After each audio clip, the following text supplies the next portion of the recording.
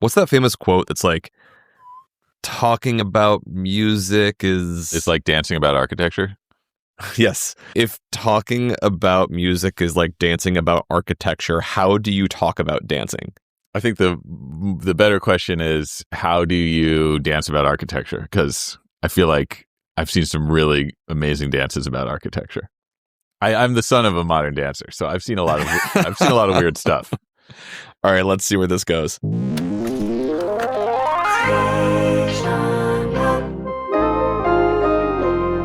Welcome to Switched on Pop. I'm songwriter Charlie Harding. And I'm musicologist Nate Sloan. It's hard to figure out how to talk about dancing. And yet, Harry Styles has given us a dance album that I really want to talk about. It's called Kiss All the Time, Disco Occasionally. Let's see how it moves us, starting with the opening single, Aperture, that went number 1 when it debuted on the charts. Right from the beginning, we know what to do. We're supposed to be nodding our head. Like this? Just like that. Yeah. And we're nodding our head without any kind of drums or percussive element. That's true. Yeah. We get this synth pad, and it's ducking every quarter note. Sidechain compression. Wah, wah, wah, wah. Right? I was so hoping you were going to illustrate that with your voice, Charlie, and you did not disappoint. But do it a little more dramatically now. Wah, wah, wah. Yeah. Wah, wah. Oh, yeah. I can now do that. And then we get this trancey synth that's gating in and out. You're like, I gotta move my body. At least the part of your body from the neck up. Yeah, appropriate for a video podcast. No, we're going to move our whole body because we're going to get a kick drum that's going to tell us how we ought to move. Yep.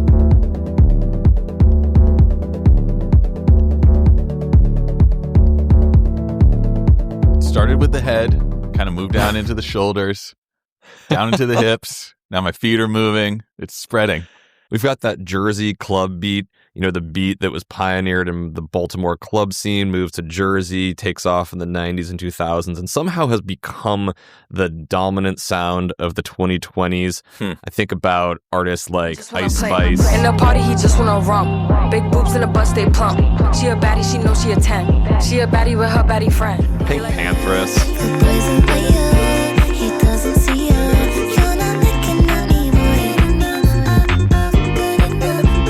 Zara Larsson.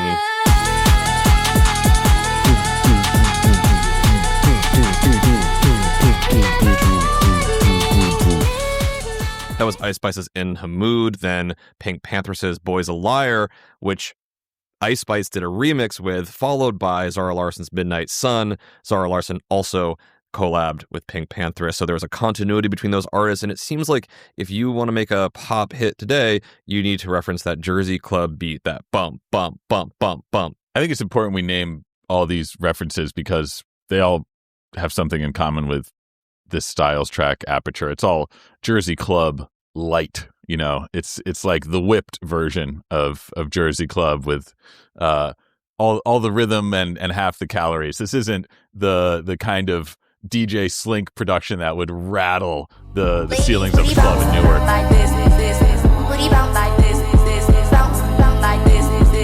It's a little, tame in comparison, but man, it still is groovy as heck. And that is what we get at the very beginning of Aperture by Harry Styles.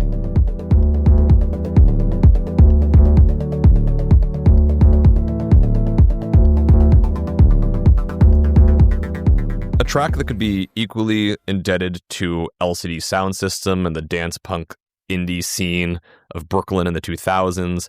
The bass from Dance Yourself Clean.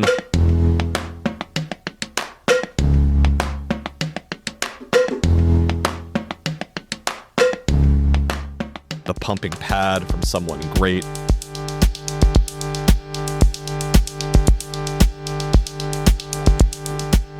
Or the synth sequence from Oh Baby.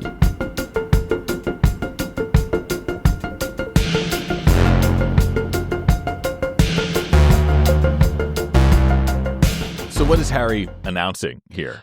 Harry is making a call for a moment of dance floor unity by asking us to let more light into our life, regardless of what we might see.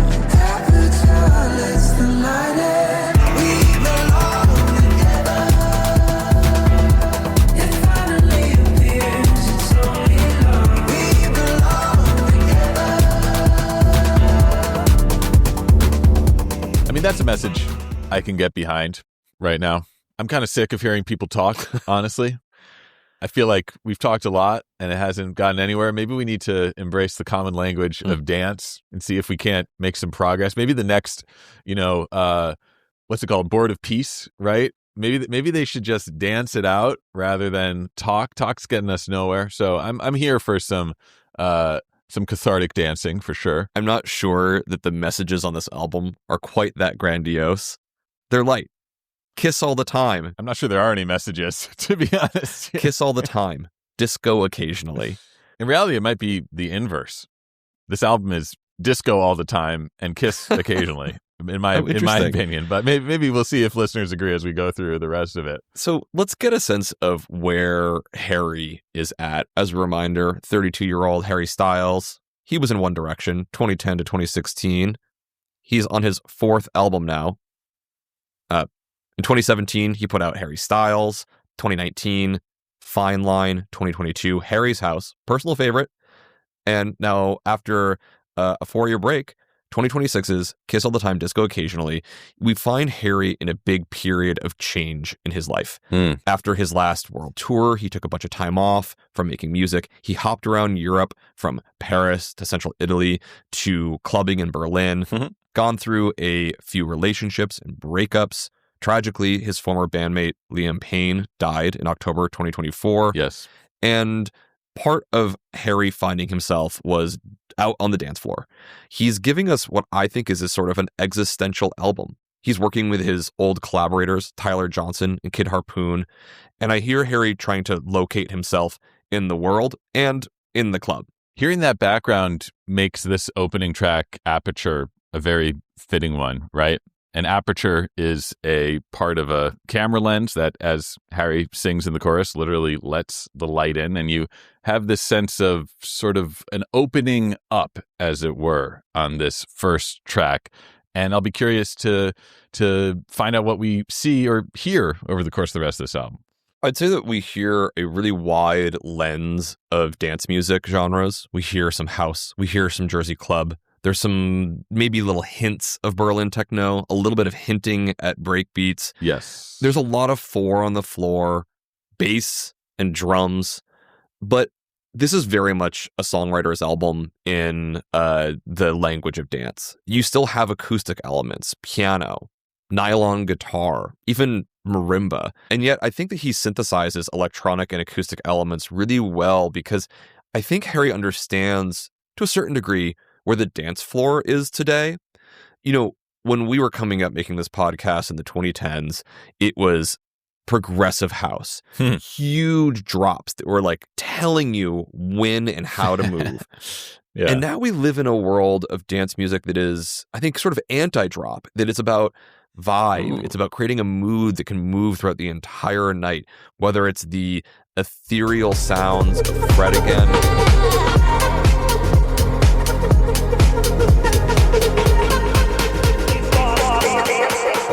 The glitchy, organic beats of Fortet.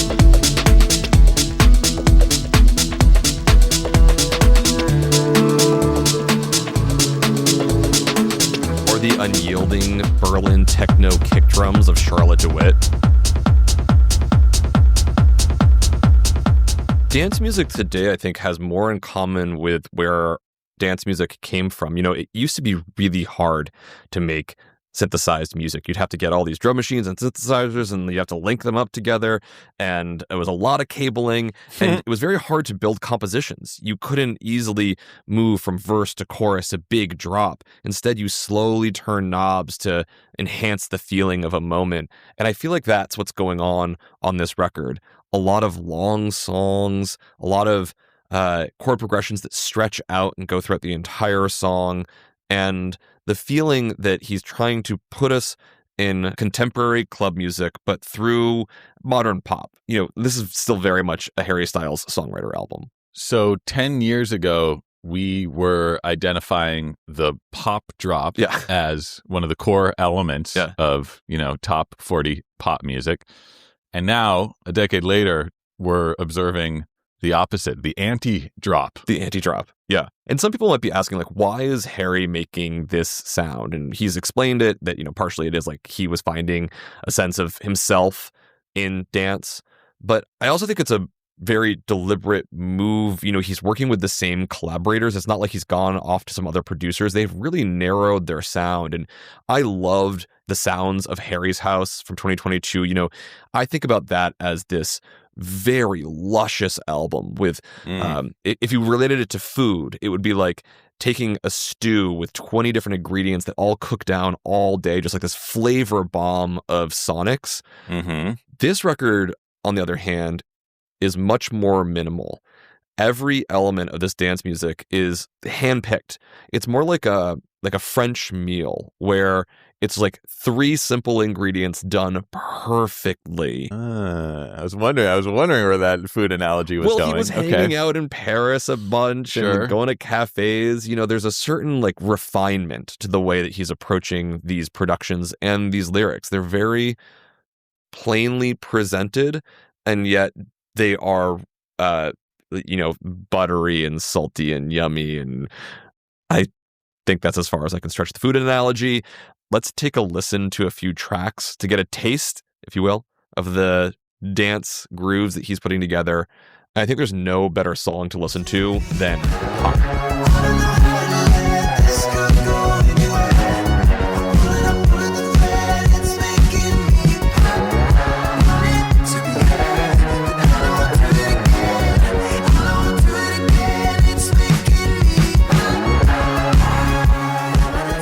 How is dance music supposed to make us feel? Like architecture?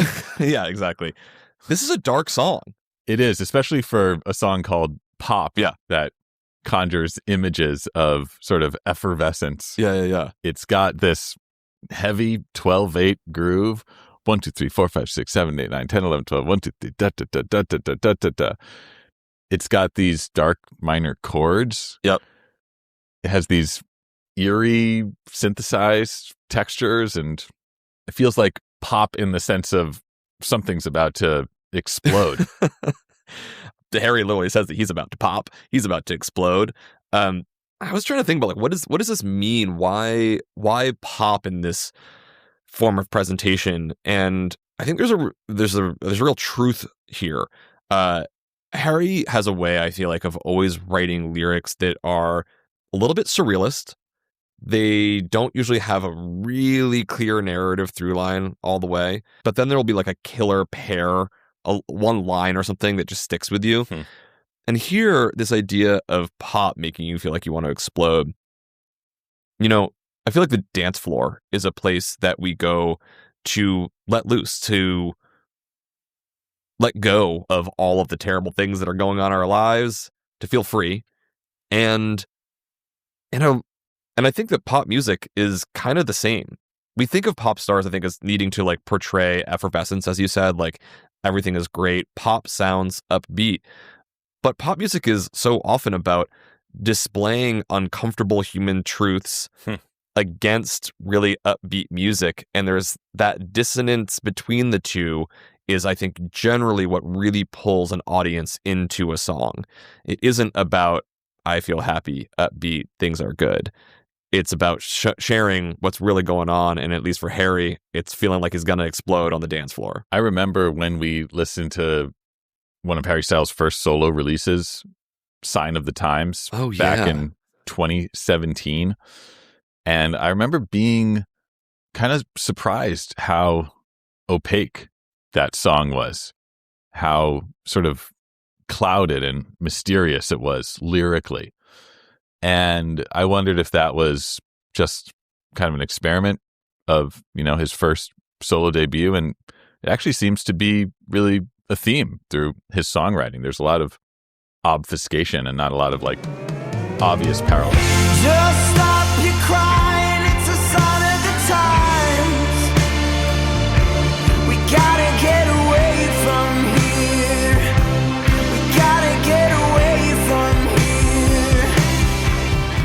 escapism in his music, isn't there? I can imagine someone who spent the majority of his young adult life being hounded by fans and press wanting to escape. Yeah, that makes sense to me. He's escapist. He's also a real student of pop music. Obviously, that song, Sign of the Times, a real strong nod to David Bowie, Space Oddity. This is ground control to Major Tom. There's a whole episode about that song out in the archives. Maybe also a little bit of the transition of Rocket Man. I'm a rocket man. Rocket man, burning out of fuel. That great slide guitar. You can hear the same thing in Sign of the Times. And speaking of being a student of pop music, I think we really hear that come through on a song that really does dance and give us more upbeat vibes. The track, Dance No More.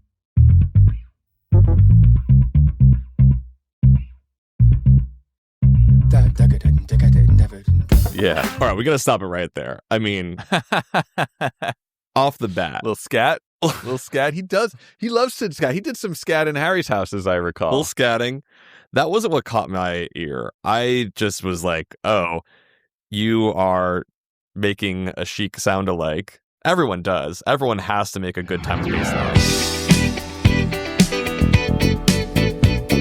Bernard Edwards score.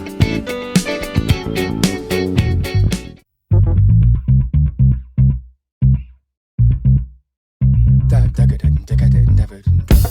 don't think we should be here. I see no water or friends. And then, sorry, Harry, I have to interrupt you. That guitar line, I believe I read that he is friends with Stevie Nicks. Uh-huh. That guitar sound is just straight up Edge of 17 to me. I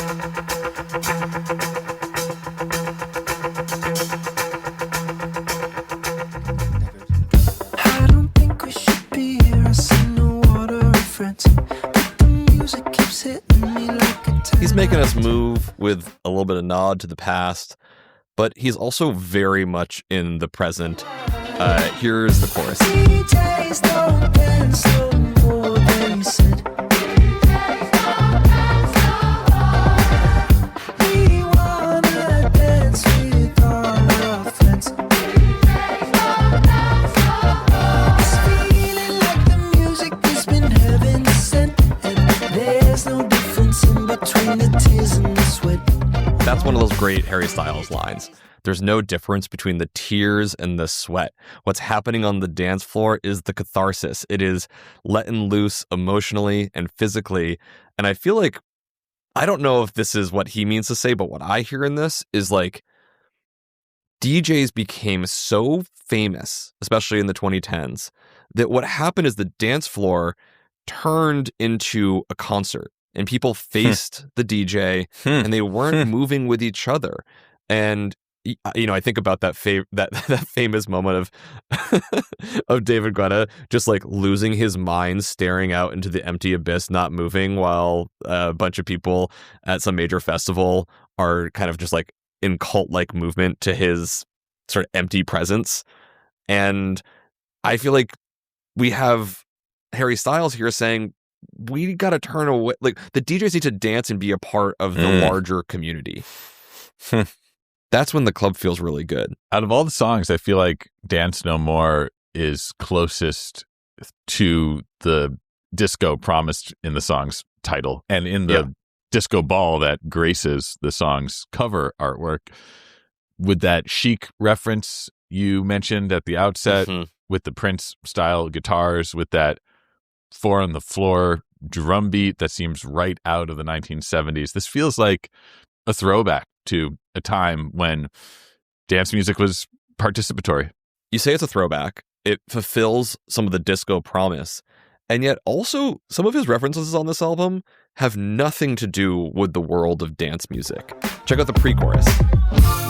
Side to side with your hands up high, keep your customer satisfied. Move it side to side with your hands up high. Keep your customer satisfied and live your life. In an interview with Apple, he said that Keep Your Customer Satisfied is a reference to the Simon and Garfunkel track Keep the Customer Satisfied from 1970.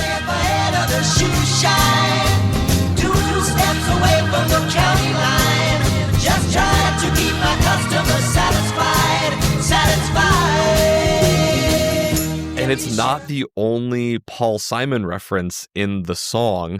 If you go a little bit further into Dance No More, there's a really fun little instrumental element that nods to another Paul Simon song.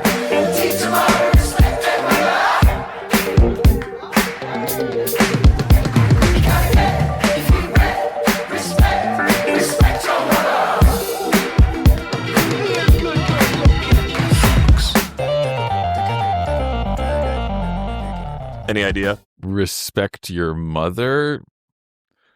Is that a line from Mrs. Robinson? I don't know. This is how deep he goes. He's like listening to a bunch of Paul Simon. It's not lyrical. It's the instrumental little moment. Like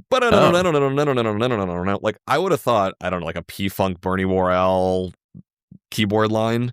In fact, it's a nod to You Can Call Me Al. Oh, that's funny. Oh, yeah. That's cool. That's cool. He said that I guess that came about because when Paul Simon was recording You Can Call Me Al for the Graceland sessions, it was his bass player's birthday. And he's like, well, it's your birthday. You get your own little special slot.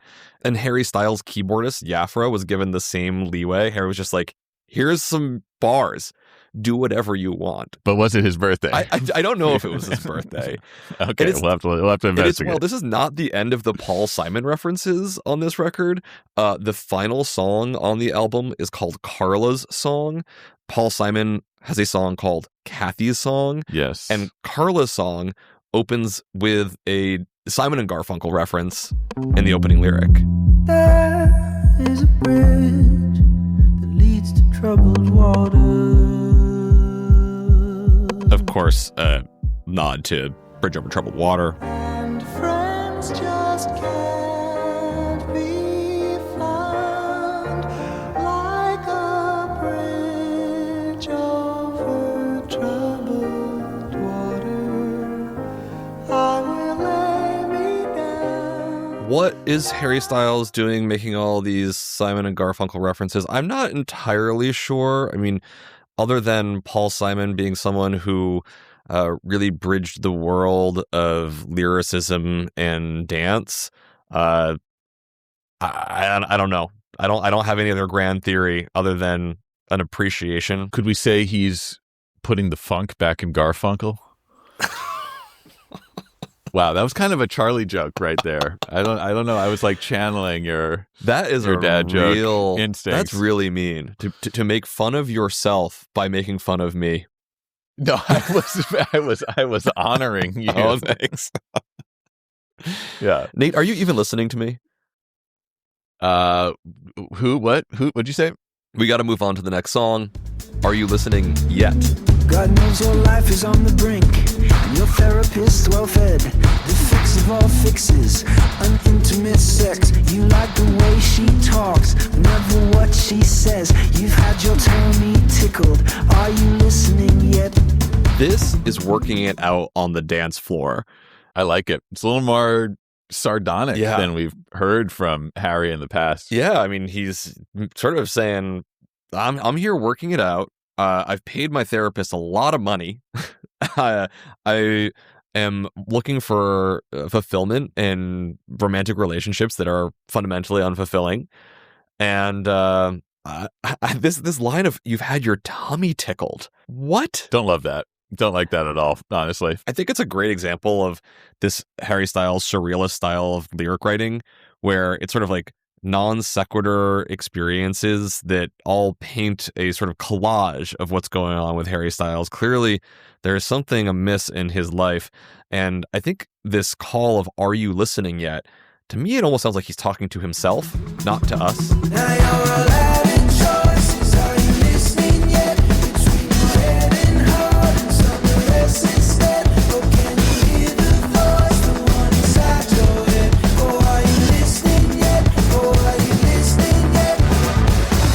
I like whatever this genre is. Kind of spoken word lyrics over an insistent beat with a sarcastic, kind of dismissive quality. It actually reminds me of when you interviewed Joe on our show last year. Yeah. Joe Keery, and he has that song Basic Being Basic. Oh, yeah. I don't want your money. I don't care for fame. I don't want to live a life where that's my big exchange. I want simple pleasures, friends who have my back. Everyone has secrets, but not everyone can fool a man. Both of these songs are dealing with the uncomfortable nature of fame. How to be in public, how to be a person, and are both very much pointing the finger at the self of being like, I'm not necessarily being a pleasant person and making the right choices for myself at this moment. Totally. I'm not sure that Harry Styles is fulfilling the thesis of this album. Are we kissing enough? Oh, yeah. We're supposed to lose ourselves to dance, right? Well, we're supposed to be discoing occasionally. I guess we are discoing occasionally and maybe overly concerned with what's going on in our interior life. Let's take a quick break and come back to see if we might disco a bit more. All right, Nate, so we're working it out on the dance floor. We are being maybe a little raw and honest, sometimes even cynical. I think that's particularly true on the song Season 2 Weight Loss.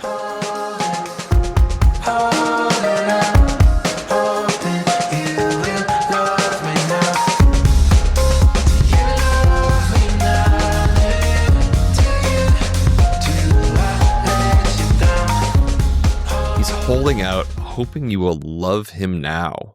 What do you make of this? This might be my favorite track on the album. For one thing, I love when a song's title doesn't appear in the lyrics of the song. And we never get the lyrics Season 2 Weight Loss here, but it's a great title. What does it evoke? The title? Yeah. I think we're back at the idea of fame and its pressures. Yeah. If I'm understanding it right, Season 2 Weight Loss, that's like you're on a show and it goes really well and you get renewed and you're a cast member and you show up for Season 2 and all of a sudden you've got your like GLP-1s and your personal trainer and your nutritionist and you're like half the size and everyone's like, what just happened? Chris Pratt in Parks and Rec, right? Maybe that's an example of this. Yeah. So I feel like it's about, you know, the scrutiny and the pressure that someone in the limelight experiences. Definitely. I mean, I think that's super clear in the first verse. Aren't you for sale if your cash it ain't cold? You gotta sit yourself down sometimes. It's hard to tell and the thoughts are my own. And the old head gets harder to hold. He says, aren't you for sale if you're cashing in cold? And it's hard to tell when the thoughts are my own.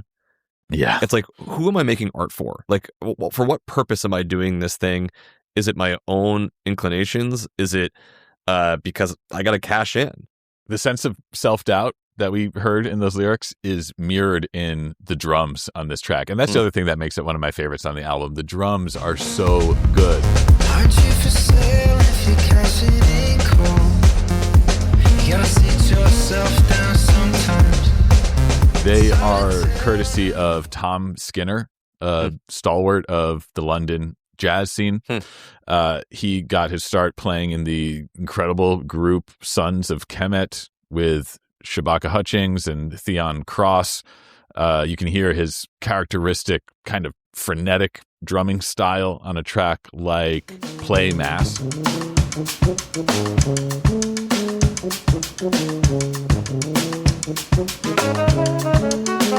It's cool. Really both contemporary and also very throwback. And he later teamed up with Tom York and Johnny Greenwood of Radiohead to form the trio The Smile. But here on Harry Styles' Kiss Me Disco Occasionally. What's the name of this album? Kiss Kiss All the Time, Disco Occasionally. Kiss, thank you. Yes, he's providing drums not only on this track, but on a number of the tracks, giving them this kind of exciting, unpredictable, propulsive live feel. Well, this is to my point about the ingredients being so good on this album. Like, there's not a lot happening on this song, Season 2 Weight Loss. You have these really great drums, and a lot of the disco elements, if you will, a lot of them are very organic. There's a lot of live drumming. Yeah. There's a lot of live electric bass. And then the synthetic elements are often these modular synths that Kid Harpoon is using. There's these, big brassy synth lines as well. But it really is a mixture of these organic and electronic textures, and they blend so well. I want to just listen closely to those fine ingredients, if you will, on Season 2 Weight Loss. Gorgeous synths. Very basic. That great drumming. A little bit of bass, some really subtle pads, and Harry. There's like 5 ingredients. There's so much pop music is just stacks and stacks and stacks, hundreds of tracks. Totally. This is really plain. And I think that is trying to reflect the vulnerability that he's trying to portray, even if through a collage of non sequiturs that occasionally land a perfect line. He does get vulnerable on this album for sure. There are a couple of slower tracks. One really gorgeous ballad called Coming Up Roses really took my heart. Begins with this lovely orchestra. Tell me your fears, turn back the clocks, it's that time of year. If we stay the course, we could get it right. But I'm not devoid of an appetite. I told you, this guy's hungry. He's not devoid of an appetite. This song was originally written as a holiday track. He says that I've turned back the clock, it's that time of the year. He was trying to write a Christmas song and it didn't turn into a Christmas song, and instead turned into the sort of central ballad on the album. Just for tonight, let's go hangover chasing. And I'll talk your ear off about why it's safe as I fumble my words and fall flat on my face through the truth. This is a song about dancing or aspiring to go out dancing that is not a dance song. That's true, isn't it? I love that. How about that line, just for tonight, let's go hangover chasing? Yeah, that definitely stood out. It's like, we're going to go out and have one special, amazing night dancing together. And it's a really raw song. He's like, I'm going to fumble through this. I'm going to say all the wrong things. And I hope that we'll somehow like end up at the end of this night, even if we're not the right couple, that you're just going to like lay there with your head on my chest. It's a very beautiful, intimate song. The intimacy is compounded by the delicacy of the arrangement. All of those pizzicato strings that we hear throughout, they're like really clashing with some of those lyrics. You know, Chasing a Hangover, that sounds like you would have like some banging, synth bass and 808 drums, but instead it's like delicate, light strings. For such a beautifully arranged song with all of the expense going into working with a live orchestra, it's a surprisingly raw track. Does all of this seem to be bringing us closer? Am I backseat in your life, judging while you drive? What a curious state of relationship, and what a fantastic lyric. Does all this seem to be bringing us closer, or am I backseating your life, judging while you drive? Oh, I mean, I know I've been in that position before. I don't know if in a relationship I've been in that position before, but you know it when it's like you're stuck in the back seat and you're watching this person drive and you're like, what is going on? Am I going to survive this drive? Totally. And yet he's embracing it in this, and I think it's really beautiful, except for maybe this little moment at the end that suggests a darker turn.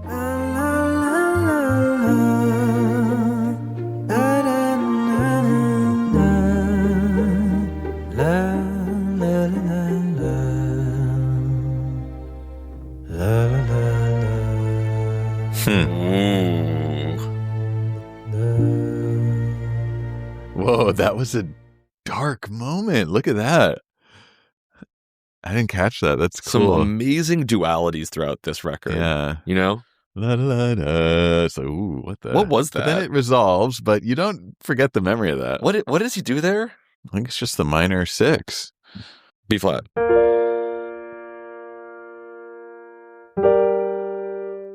I think it's just a G minor, but I could be wrong. Is that all it is? Well, let's listen to it again. I love that moment. La, la, la. What? Oh, wait.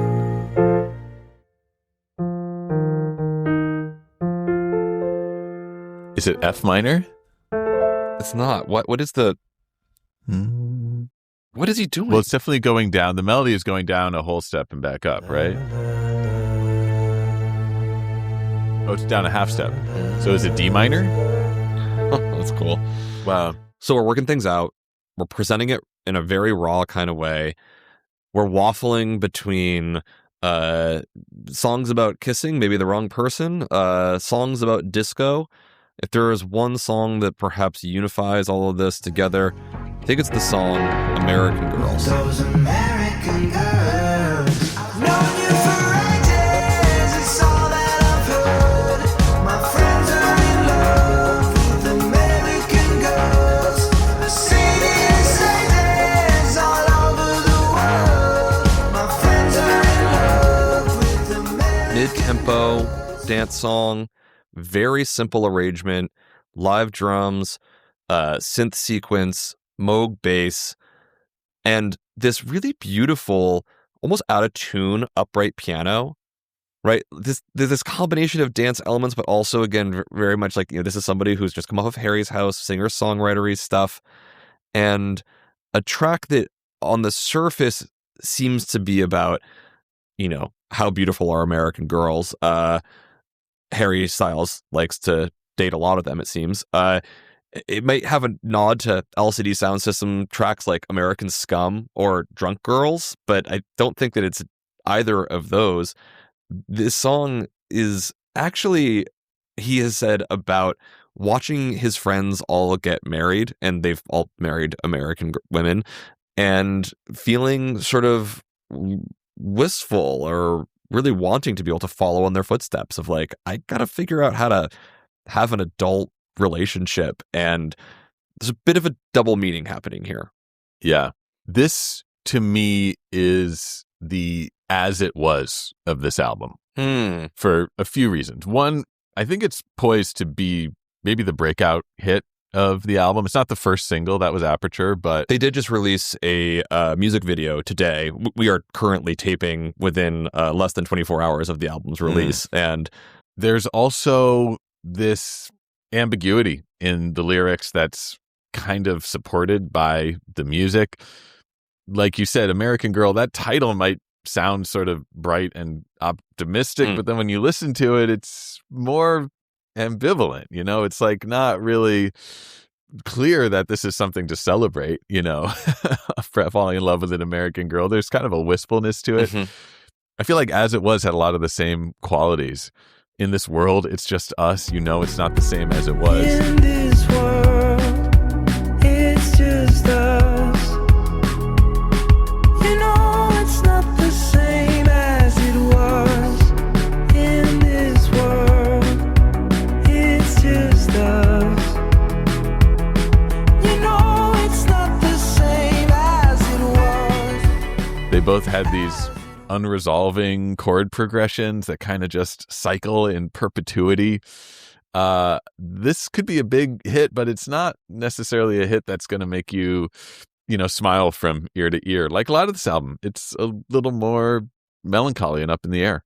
It makes me think that perhaps that this album is not a dance album, but rather a record about what dancing is for. It's about the place that we can let go of whatever we're holding on to. And if you go back to great Chic hits of the past, those songs, those dance floor songs were very much pop-optimistic. They were, let's have good times, right? Let's everybody dance. These songs by Harry Styles, on the other hand, are about what he is undoing internally with his therapist and letting out on the dance floor and using that as a stage for songwriting. Harry Styles is one of those artists that I feel like is kind of important for us, Charlie. Like, I see him as occupying a role in our story to a degree, as someone who forced us to challenge some of the assumptions that we had at the outset of this project when we were more like outsiders to the pop world. And I mean, when we did our first episode on One Direction, we compared them to modern day castrati. Oh gosh, I don't know go that back we to would. that. No, it was this. Well, we're all growing up. I know, but I'm excavating the past. It's out there. You can find it. Yeah. I think we probably had some good insights, but I think we generally had this attitude of sort of like holding our noses while we listened to this music. And Harry Styles and One Direction sort of forced us to confront that, especially as they grew and matured in their respective solo careers. And Styles in particular was very vocal about the importance of teen girls as an audience, as someone who, as people who shape the tastes of the listening public and platform artists that are important. Oh, yeah. So I think what he has to say is always interesting because his vantage point is from so deep within the pop machine that his insights and his self-reflection are valuable not only as like musical statements unto themselves, but sort of as a chance to step back and think about this weird world that we've been studying for the last decade plus. You could say that he helps us widen our aperture. Ooh, you did it, Charlie.